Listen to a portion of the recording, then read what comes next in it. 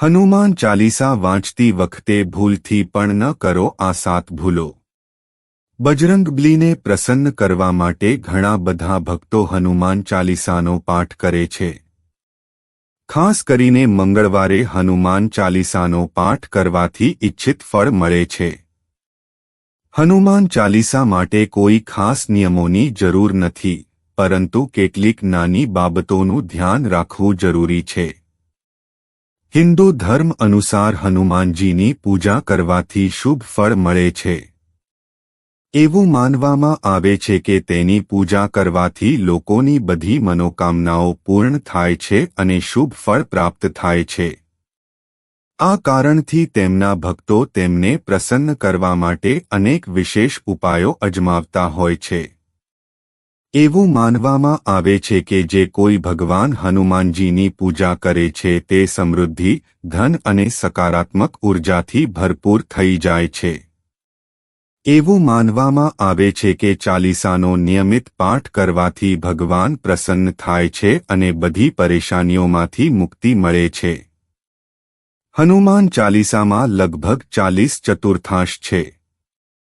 એવું માનવામાં આવે છે કે જો કોઈ વ્યક્તિ હનુમાન ચાલીસાનો પાઠ કરતી વખતે બધા નિયમોનું પાલન ન કરે તો તેને પૂજાનું પૂર્ણ ફળ મળતું નથી. તો ચાલો જાણીએ હનુમાન ચાલીસાનો પાઠ કરતી વખતે કઈ ભૂલો ટાળવી જોઈએ. પરંતુ તે પહેલાં, જો તમે પણ ઈચ્છો છો કે બજરંગબલીના આશીર્વાદ તમારા પર રહે, તો આ વિડિયોને લાઇક કરો, ચેનલને સબસ્ક્રાઇબ કરો અને કોમેન્ટ બોક્સમાં જય બજરંગબલી લખો. નંબર 1. મધ્યમાંથી ચાલીસા શરૂ ન કરવી. જ્યોતિષીય માન્યતાઓ અનુસાર, જ્યારે કોઈ વ્યક્તિ હનુમાન ચાલીસાનો યોગ્ય રીતે જાપ કરે છે, તો તેને ઘણો ફાયદો થાય છે. એ જ રીતે, તમારે કોઈ પણ વાર મધ્યમાંથી ચાલીસાનો પાઠ ક્યારેય શરૂ ન કરવો જોઈએ. જો તમે હનુમાન ચાલીસા વાંચવા જઈ રહ્યા છો, તો તમારે ક્રમશઃ આ બધું એકસાથે વાંચ્યા પછી જ ત્યાંથી ઉઠવું જોઈએ. ક્યારેય મધ્યમાંથી ચાલીસાનો પાઠ શરૂ કરશો નહીં. જો તમે કોઈ પણ પાઠ કરતા હોવ તો તે સાચા હૃદયથી કરો, નહીં તો તમને ક્યારેય પાઠનું પરિણામ મળતું નથી. નંબર 2. સ્પષ્ટ શરીર અને મન સાથે પાઠ કરો. એવું માનવામાં આવે છે કે જો તમે ઘરમાં હનુમાન ચાલીસાનો પાઠ કરો છો, તો હંમેશા શુદ્ધ તન અને મનથી તેનો પાઠ કરો, મંદિરમાં દીવો પ્રગટાવો અને હનુમાનજીનું ધ્યાન કરો. નંબર 3. તામસિક ખોરાક અને દારૂનું સેવન. જો તમે હનુમાન ચાલીસાનો પાઠ કરો છો તો ખાતરી કરો કે તમે ભૂલથી પણ તામસિક ભોજન કે દારૂનું સેવન ન કરો. આમ કરવાથી તમે હનુમાનજીના ક્રોધના પાત્ર બની શકો છો. હનુમાનજી બાળ બ્રહ્મચારી છે અને તેમણે હંમેશા માંસાહારી ખોરાક અને દારૂથી દૂર રહેવું જોઈએ. તો જ તમને પૂજાનું ફળ મળશે. નંબર 4. કોઈની સાથે બિનજરૂરી લડાઈ કરવી. જો તમે હનુમાન ચાલીસાનો પાઠ કરો છો, તો ધ્યાનમાં રાખો કે તમારે ભૂલથી પણ કોઈ નબળા વ્યક્તિને પરેશાન ન કરવું જોઈએ અને કોઈની સાથે બિનજરૂરી ઝઘડો ન કરવો જોઈએ.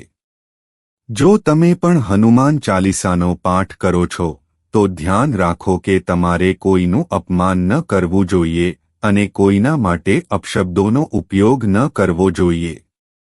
જો તમે હનુમાન ચાલીસાનો પાઠ કરો છો તો તમારે ગરીબોને પરેશાન ન કરવા જોઈએ પરંતુ ગરીબોની મદદ કરવી જોઈએ. નંબર 5. તમારા જીવનસાથીને છોડીને અન્ય કોઈ સંબંધમાં આવવું. જો તમે પરિણીત છો અને હનુમાન ચાલીસાનો પાઠ કરો છો, તો તમારે તમારા જીવનસાથી સિવાય કોઈની સાથે સંબંધ સ્થાપિત કરવાનો વિચાર ન કરવો જોઈએ. જે લોકો આવું કરે છે તેમને હનુમાન ચાલીસાનું ક્યારેય શુભ ફળ મળતું નથી. પરિણીત પુરુષે અન્ય કોઈ સ્ત્રી સાથે સંબંધ ન રાખવો જોઈએ. જો કોઈ મહિલા નિયમિત રીતે હનુમાન ચાલીસાનો પાઠ કરે છે તો તે મહિલાએ પણ તેના પતિ સિવાય કોઈ પુરુષ સાથે સંબંધ ન રાખવો જોઈએ. જો કોઈ વ્યક્તિ પરિણીત નથી તો તેણે બીજી સ્ત્રીથી દૂર રહેવું જોઈએ. જો કોઈ વ્યક્તિ હનુમાન ચાલીસાનો પાઠ કરે છે તો તેણે આ વાતનું ધ્યાન રાખવું જોઈએ. નંબર 6. ગરીબો અને પ્રાણીઓ પર અત્યાચાર ન કરવો જોઈએ. જો તમે તમારા ઘરની સુખ સમૃદ્ધિ માટે હનુમાન ચાલીસાનો પાઠ કરો છો તો ભૂલથી પણ કોઈ પ્રાણી કે ગરીબને દુઃખ ન આપો. આમ કરવાથી પૂજાનું ફળ મળતું નથી અને ઘરમાં દુઃખ રહે છે. ઘરમાં નકારાત્મક ઉર્જાનો વાસ રહે છે અને ઘરમાંથી સુખ સમૃદ્ધિ હંમેશ માટે દૂર થઈ જાય છે.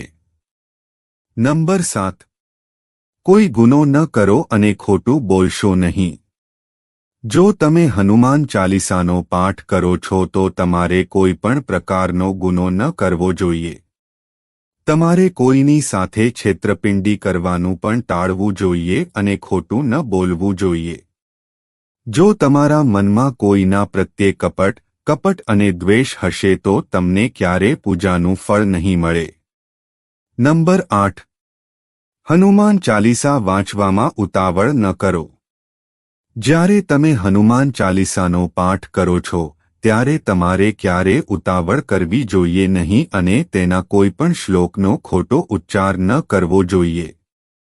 તેનો હંમેશા ધીરજપૂર્વક પાઠ કરવો જોઈએ. નંબર 9. રામનું નામ લીધા વિના શરૂઆત ન કરો. દરેક વ્યક્તિ જાણે છે કે હનુમાનજી ભગવાન રામના પરમ ભક્ત છે. તેથી ભગવાન રામનું નામ લીધા વિના હનુમાન ચાલીસાનો પ્રારંભ ન કરો નહીં તો તમે તેના પરિણામોથી વંચિત રહી જશો. નંબર 10. તમારા શરીર અને મનને સ્વચ્છ રાખો. હનુમાનજી અને તેમના પ્રિય શ્રી રામનું ચિત્ર સ્થાપિત કરો. આ પછી તેમની સામે પાણી ભરેલો પત્ર રાખો. ચાલીસાનો પાઠ ઓછામાં ઓછા 3 વખતથી લઈને 108 વખત કરો. ઘરમાં હનુમાન ચાલીસાનો પાઠ કરતી વખતે શરીર અને મન સ્વચ્છ હોવું ખૂબ જ જરૂરી છે. નંબર 11. અયોગ્ય વિચારોનું મનોરંજન ન કરો. હનુમાન ચાલીસાનો પાઠ કરતી વખતે મનમાં કોઈ અયોગ્ય વિચારો ન આવવા જોઈએ. દરરોજ ચાલીસાના પાઠનો સમય સરખો રાખવાનો પ્રયાસ કરો. ખાસ સંજોગોમાં મુસાફરી દરમિયાન અને સૂતા પહેલા પણ ચાલીસાનો પાઠ કરી શકાય છે. નંબર 12. મંગળવાર અને શનિવારે હનુમાનજીના દર્શન કરો. હનુમાન ચાલીસાનો પાઠ કરનારે મંગળવાર અને શનિવારે હનુમાન મંદિરમાં જઈને હનુમાનજીના દર્શન કરવા જોઈએ. મંગળવાર અથવા શનિવારે હનુમાનજીના મંદિરમાં જઈને તેમની સામે ઘીનો દીવો પ્રગટાવવાથી અને ત્યાં બેસીને હનુમાન ચાલીસાનો પાઠ કરવાથી મોટા ભાગની પરેશાનીઓ દૂર થઈ શકે છે. નંબર 13. ક્યારેય ખરાબ લોકોની સંગત ન રાખો. જો તમે હનુમાન ચાલીસા વાંચો છો અને તેમ છતાં ખોટા લોકોના સંગતમાં બેસીને તેમના ખોટા કાર્યોમાં તેમનો સાથ આપો છો તો તમારું પતન નિશ્ચિત છે. તેથી આવા લોકોથી દૂર રહો. નંબર 14. જ્યોતિષ શાસ્ત્ર અનુસાર મંગળવારે 3 વાર તેનો પાઠ કરવો ખૂબ જ શુભ માનવામાં આવે છે. જ્યારે પણ તમે પાઠ કરો ત્યારે સૌથી પહેલા એક વાસણમાં પાણી ભરો. ત્યાર પછી જ્યારે હનુમાન ચાલીસાનો પાઠ પૂરો થઈ જાય ત્યારે તે પાણીનું સેવન કરો. તેનાથી તમને ફાયદો તો થશે જ, હનુમાનજી પણ આશીર્વાદ વરસાવશે. નંબર 15. સૂતક કાળ પરિવાર. જ્યારે વ્યક્તિ મૃત્યુ પામે છે ત્યારે સૂતક કાળ માન્ય રહે છે. આ સૂતક કાળ જ્યાં સુધી ચાલે ત્યાં સુધી આપણે હનુમાનજી સહિત અન્ય કોઈ દેવતાની પૂજા ન કરવી જોઈએ. આ સમયગાળા દરમિયાન મંદિરમાં પ્રવેશ પણ ન કરો. મિત્રો, જો આ વિડિયો તમને પસંદ આવ્યો હોય તો વિડિયોને લાઇક કરજો, ચેનલને સબસ્ક્રાઇબ કરજો અને બાજુમાં આપેલા બેલ આઇકનને પ્રેસ કરીને ઓલ ઉપર સિલેક્ટ કરી લેજો, જેથી તમને વિડિયોની નોટિફિકેશન સૌથી પહેલા મળતી રહે. અને કોમેન્ટ બોક્સમાં જય બજરંગબલી જરૂરથી લખજો. વિડિયોને છેલ્લે સુધી જોવા બદલ આપનો ખૂબ ખૂબ આભાર.